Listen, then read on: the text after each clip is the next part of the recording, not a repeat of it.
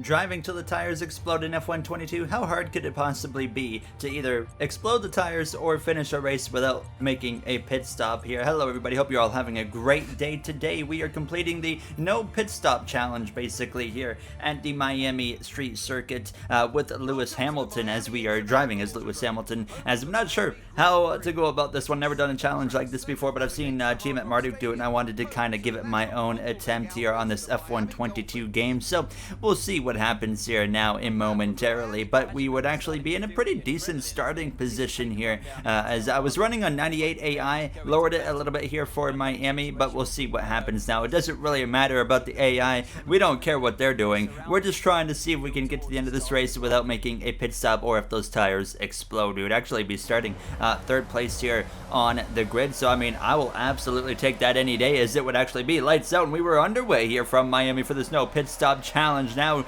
our teammate George Russell in an exceptional second place starting position. I had a bit of a rough start. I was actually 3 wide with Zhou Guanyu and Max Verstappen here into turn 1. A little bit of contact actually with Max right there in the Red Bull, but fortunately it didn't end up in damage for both of us there, as we were both able to keep it going without any issues there. Zhou Guanyu, it was 3 wide with myself up the inside into turn 1, actually falls a little bit further back there. Perez and Valtteri Bottas are just behind him. As you can see, Perez goes a little bit wide right there in the Red Bull. Such a fun racetrack to drive, by the way. This street circuit is here in Miami. I've driven this track, I've put more laps on this track than I have so far than any track in this game. Under pressure from Max Verstappen though, down this long straightaway. It is such a long straightaway. Might be the longest straightaway other than Baku. I don't know if it's a little bit longer than Baku or not, but it feels like it just goes on forever. And if you don't have a high-speed setup here, you are screwed, because you can be so quick through everywhere. Like this section right here is such a sweet section. I thought I was going to hate it, but that little chicane, and then of course you do the back to the right, go back to the left, go onto the highway there.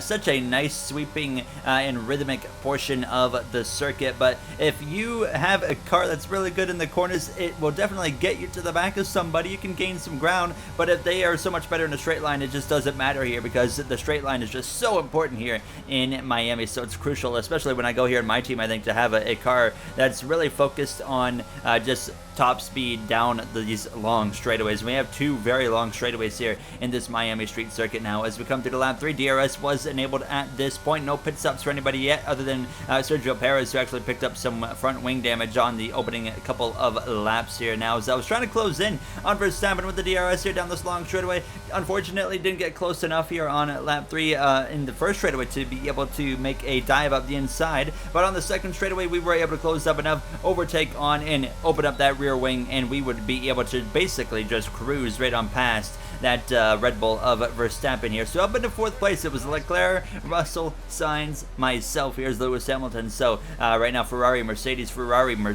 now, as I was really surprised to see George Russell's AI to have as much pace as it did. Mercedes had nowhere near a second place car when we were at Miami in real life, over a month ago at this point already here. As you can see myself, even on the soft compound tire compared to Sainz on the mediums, I was closing in on him here on the Spaniard, and we were within DRS range of Carlos now. But pit stops are ready to get underway here on the conclusion of lap 5. Both Charles Leclerc as well as George Russell were into the pit lane, so we would move up into 2nd place here. Alonso actually up into 3rd place. I completely missed turn 1 there. The grip was already starting to fade a little bit here in these soft compound tires. They wear quick, obviously. They're soft compound tires, the softest compound, which has the most grip in the short run, but it just drastically falls off, and that was exactly what was happening here. Lap 7, we go from being within DRS range of Sainz to now over 2 seconds behind him, and Alonso was closing in very quick on my sub. You see as we come through the chicane. Now we're getting into the range of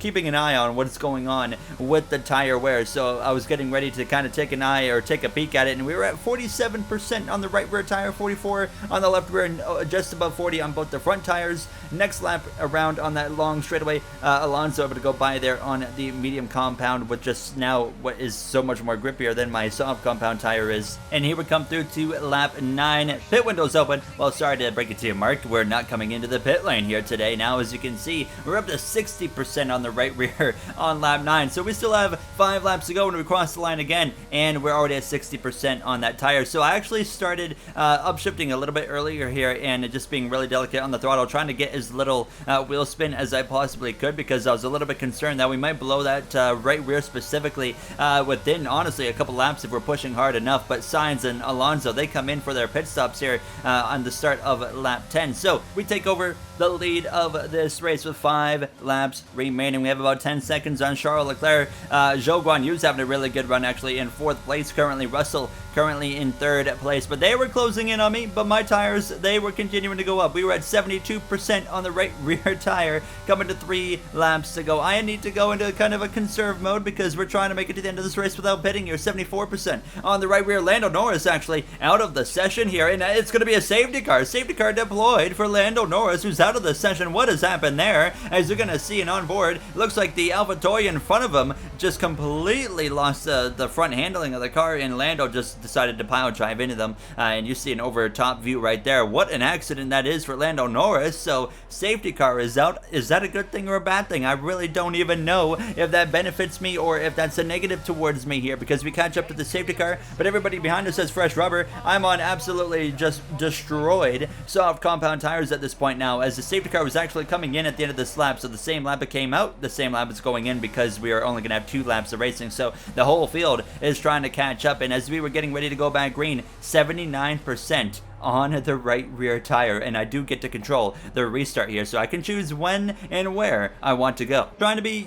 strategic about it here, as we're only going to have 2 laps of racing left in this race, and now it's come into a situation where, you know what, I want to make it to the end of this race, but I also want to win the race. But then there you see right there, I actually forgot to turn rules off, so suddenly now we actually are kind of in a 1 lap situation here, where basically if we stay out another lap, the game is going to actually disqualify us here. So I don't even know what's going to happen at this point now. As you can see, Leclerc and Russell, they are side by side, wheel to wheel behind us. They're doing quite a defensive move on Leclerc. I'm still trying to hang on. I don't care about rules and whatnot at this point. We're just trying to bring it home here and see what happens now. Is this basically a 1 lap race? Can we make it to the final lap without blowing a tire here in this no pit stop challenge? Now as Russell is close, but I was able to kind of back the field up there before we went down the straightaway, as my right rear tire is now into the mid 80% wear, and somehow it hasn't blown. I've had tires blow way before they even hit 80% at times now as we head into the braking zone. I took a bit of a defensive line into there. Russell, Leclerc, they're still behind us going at it. I'm trying to, of course, keep it in a little bit of a higher gear here to reduce wheel spin at this point now, as we have just 1 long straightaway left to get through the chicane. No issues, and we are actually comfortably ahead of Russell and Leclerc, who continue side by side behind us as we are approaching the final couple of corners here now, and actually overshoot this big next apex and actually loop it around. That was not expected right there, as I barely put down the throttle at this point. The tires, the grip was gone. It was at 90% on the right rear. It's still not blown out, by the way, but I just completely choked everything away, and now we try to get back going, but the tires are overheated. The grip is non-existent. What's going on here? Russell, Perez, I believe that is, Sebastian Vettel, they've all crashed. What has happened suddenly here in the closing moments here in Miami? I have no grip whatsoever. I'm just trying to get to the finish at this point. It was an absolute disaster. The tire hasn't even blown. The right rear is still going. There's a tire rotor laying in the middle of the track, but we're hanging in there. We're trying to at least cross the line, but then the left rear finally blows out